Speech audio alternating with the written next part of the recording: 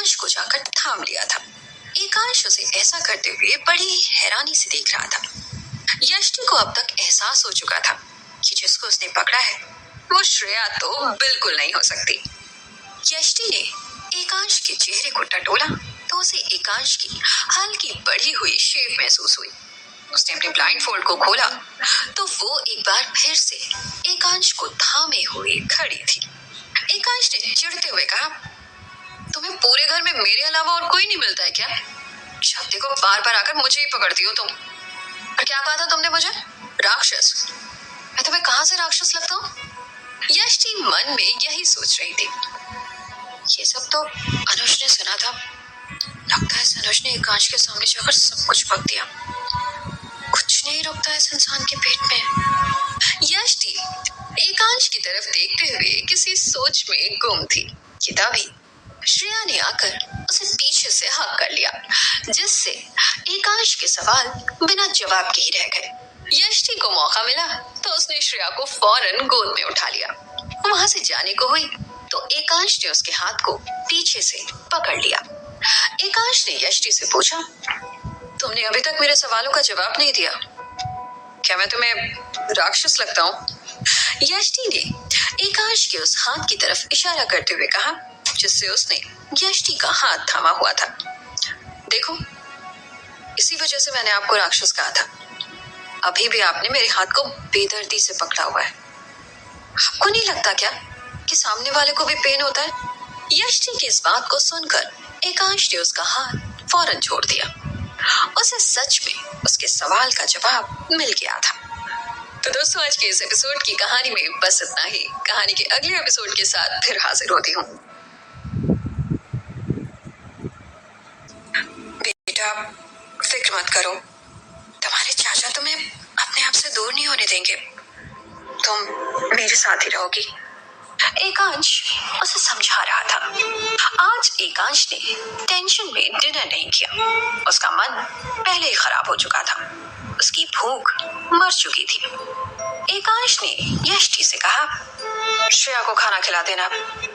और ऐसा बोलकर वो अपने रूम में चला गया। ये सब कुछ देखकर यष्टि का मूड भी काफी खराब हो गया था। कुछ भी हो जाए, लेकिन वो श्रेया के चेहरे पर उदासी नहीं देख पाती थी।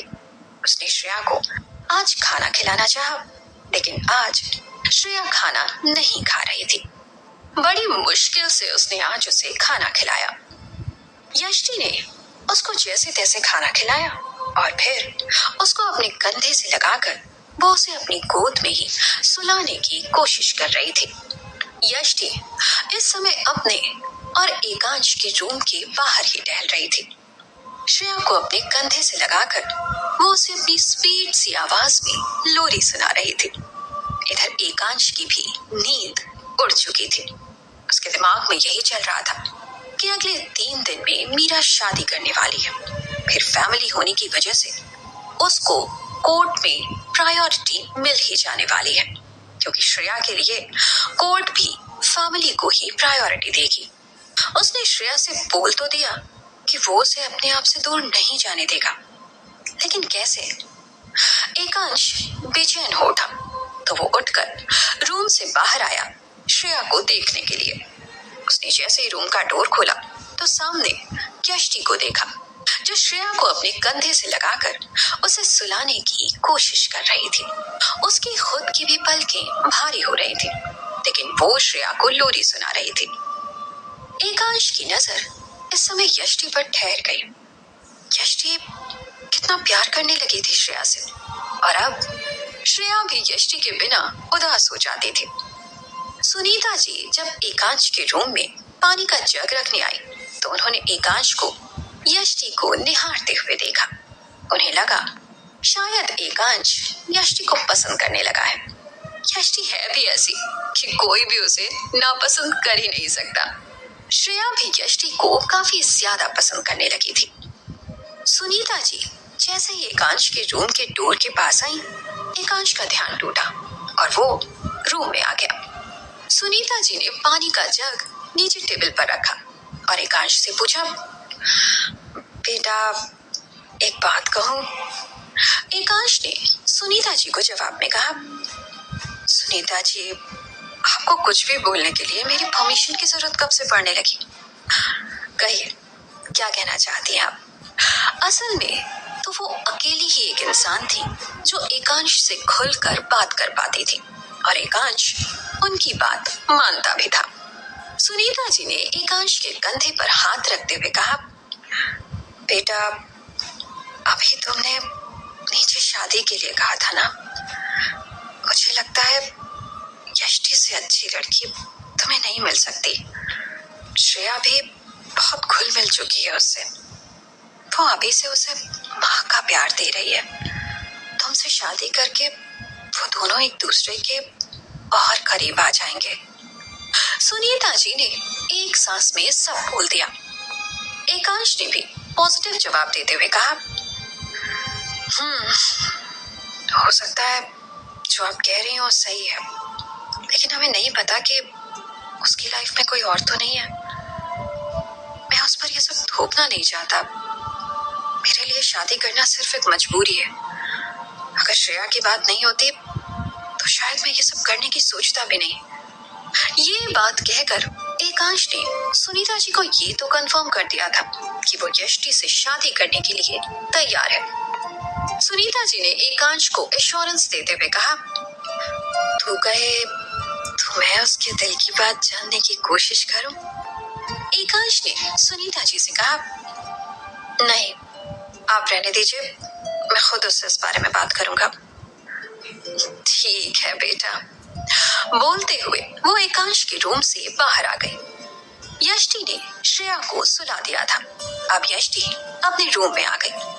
वो कपड़े चेंज करने ही जा रही थी कि उसके डोर पर नॉक हुआ। यष्टि ने पूछा, कौन है? एकांश ने अपनी भारी आवाज में जवाब दिया, मैं हूं, एकांश। यष्टि थोड़ी हैरान थे कि वो इस समय उसके रूम के डोर पर क्या कर रहा है, लेकिन फिर भी उसने एकांश से कहा, जी अंदर आ जाइए। एकांश उसके रूम में आया तो यष्टि बस अपने कपड़े अभी अलमारी से निकाल ही रही थी। एकांश ने सीरियस होते हुए कहा, यष्टि, मुझे तुमसे कुछ बात करनी है। यष्टि ने एकांश की आंखों में देखते हुए कहा, जी कहिए। एकांश ने सीधे सीधे यष्टि से पूछ लिया, यष्टि, क्या तुम मुझसे शादी करोगी? यष्टि की आंखें हैरानी से चौड़ी हो गई। उसने एकांश से कहा, क्या कहा आपने? शादी? मेरे चेहरे पे क्या बेवकूफ लिखा है जो आपसे शादी करके अपनी लाइफ खराब करूंगी? एकांश ने हैरान होते हुए पूछा, मैंने क्या खराब कर दिया तुम्हारी लाइफ में? यष्टि ने गुस्से में जवाब दिया, आपने मुझे यहाँ कैद करके रखा है। इससे ज्यादा बुरा क्या ही हो सकता है किसी के लिए? और देखिए आपके दिए हुए निशान, और क्या क्या प्रूफ चाहिए आपको? एकांश को भी अब गुस्सा आने लगा था और उसने गुस्से में यष्टि से कहा, तो तुमने कौन सी कमी छोड़ी है मुझे परेशान करने में? उसने इतना ही बोला था कि उसने मन में सोचा, शांत हो जाओ एकांश, इस समय तुझे इसकी हेल्प की जरूरत है। Be polite. सोचते हुए उसने गहरी सांस ली और यष्टि से कहा, आई एम सॉरी। उसके मुंह से सॉरी भी ऐसा लग रहा था जैसे वो सिर्फ एक फॉर्मेलिटी पूरी कर रहा हो। यष्टि ने अपने दोनों हाथों को बांधते हुए बड़ी एटीट्यूड में एकांश से कहा, आपका सॉरी भी ऐसा लग रहा है जैसे फेंक कर मार रहे हो, और आपकी शादी के प्रपोजल के तो क्या ही कहने, ऐसा लग रहा है जैसे पूछ नहीं रहे हैं, ऑर्डर दे रहे हैं आप मुझे। कहीं आपने उस लड़की की बातों को सीरियसली तो नहीं ले लिया? अब तो एकांश अपने गुस्से पर काबू नहीं कर पाया और उसने यष्टि से कहा, अगर श्रेया का सवाल नहीं होता तो मैं कभी तुमसे शादी करने की नहीं सोचता। मुझे सिर्फ तुम्हारी हेल्प चाहिए ताकि मीरा श्रेया को मुझसे छीन ना सके। श्रेया मेरे बिना नहीं रह सकती।